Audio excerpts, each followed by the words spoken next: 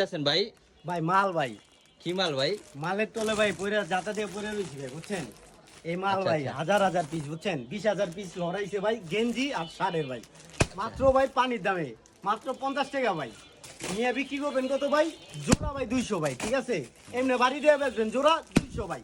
মাল দেখছেন ভাই হাজার হাজার পিস ভাই, 5,000 পিসের লড় আছে এখানে, বুঝছেন? 2 দিনের ভিতরে ভাই ক্লিয়ার করতে হবে ভাই, ঠিক আছে?